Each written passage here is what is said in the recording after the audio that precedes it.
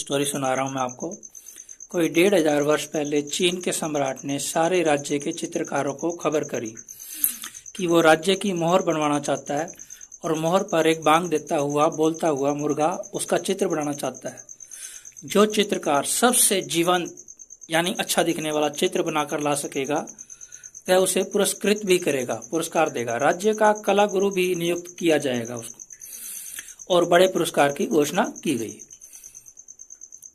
देश में दूर दूर से कोने कोने से श्रेष्ठतम जो चित्रकार थे ना, वो बांग देते हुए बोलते हुए मुर्गे का चित्र बनाकर राजधानी में उपस्थित हो गए। लेकिन अब ये कौन तय करेगा कि कौन सा चित्र अधिक सुंदर है? जाहिर सी बात है ना, हजारों चित्र आए। राजधानी में एक बूढ़ा कलाकार था। सम्राट ने उसको बुलाया कि आप चुनाव करिए, कौन सा चित्र सबसे ज्यादा श्रेष्ठतम बना है, वही राज्य की मोहर पे अंकित किया जाएगा। उस चित्रकार ने उन हजारों चित्रों को एक बड़े भवन में बंद कर लिया और खुद भी उस भवन के अंदर बंद हो गया। शाम होते होते उसने खबर दी कि एक भी चित्र ठीक नहीं बना है, सभी चित्र गड़बड़ हैं। एक से एक सुंदर चित्र आए थे, सम्राट स्वयं देखकर दंग रह गया था। लेकिन उस बूढ़े चित्रकार ने कहा, कोई भी चित्र इतना योग्य नहीं है कि उसे मोहर पर अंकित किया जाए। अब राजा बहुत हैरान हुआ। उसने कहा, तुम्हारे मापदंड क्या हैं, मुझे बताओ।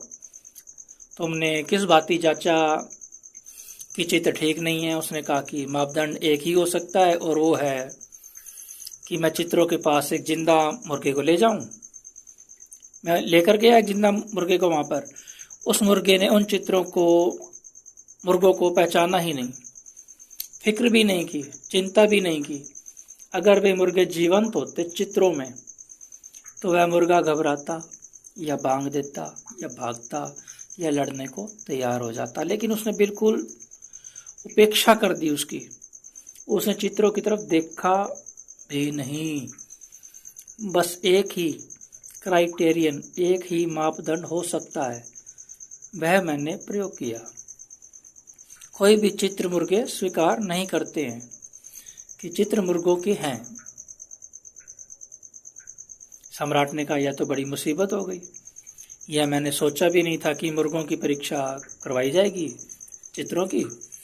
लेकिन उसने बूढ़े कलागुरु से कहा कि मुर्गों के सिवाय कौन पहचान सकता है कि चित्र मुर्गे का है या नहीं? राजा ने कहा, फिर अब तुम ही चित्र बनाओ। उस बूढ़े ने कहा, बड़ी कठिन बात है।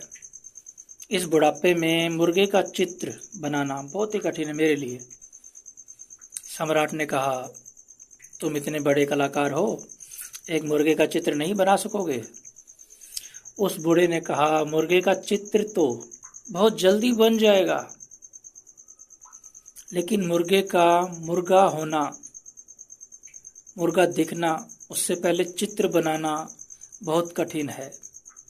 राजा ने कहा, कुछ भी करो, एक जीवंत मुर्गे का चित्र जरूर बनाओ। उस बूढ़े ने कहा, कम से कम 3 वर्ष लग जाएंगे महाराज, पता नहीं मैं इतने वक्त तक जीवित बचूं या ना बचूं। उसे 3 वर्ष के लिए राजधानी की तरफ से व्यवस्था कर दी गई और वह बूढ़ा जंगल में चला गया। 6 महीने बाद राजा ने लोगों को भेजा कि पता लगाओ उस पागल का क्या हुआ, वह क्या कर रहा है। लोग गए, वह बूढ़ा जंगली मुर्गों के पास बैठा हुआ था। 1 वर्ष बीत चुका था। फिर लोगों को भेजा गया। पहली बार जब लोग गए थे तब उसे बूढ़े चित्रकार ने उन्हें पहचाना नहीं था। अभी 1 वर्ष के बाद गए तो उन्हें पहचान लिया। उसके मित्र हैं, मुर्गे उस चित्रकार के मित्र बन गए हैं। राजधानी से जो लोग आए थे वो दोबारा लोग गए तो वह बूढ़ा करीब करीब मुर्गा हो चुका था। उसने फिक्र भी नहीं की और उनकी तरफ देखा भी नहीं, वह मुर्गों के पास ही बैठा रहा। 2 वर्ष बीत गए, 3 वर्ष पूरे हो गए। राजा ने लोग भेजे कि अब उस चित्रकार को बुला लाओ। चित्र बन गया हो तो जब वे गए तो उन्होंने देखा कि वह बूढ़ा तो एक मुर्गा हो चुका है। वह मुर्गे जैसी आवाज कर रहा है, वह मुर्गों के बीच बैठा हुआ है, मुर्गे उसके आसपास बैठे हुए हैं। वे उस बूढ़े को उठाकर लाए। राजधानी में पहुंचे, दरबार में पहुंचे। राजा ने कहा, चित्र कहाँ है? उसने मुर्गे की आवाज़ की। राजा ने कहा, पागल, मुझे मुर्गा नहीं चाहिए, मुझे मुर्गे का चित्र चाहिए। तुम मुर्गे होकर आ गए हो, चित्र कहाँ है? उस बूढ़े ने कहा, चित्र तो अभी नहीं बन पाया, चित्र तो अभी बन जाएगा। सामान बुला लें, मैं चित्र बना देता हूँ।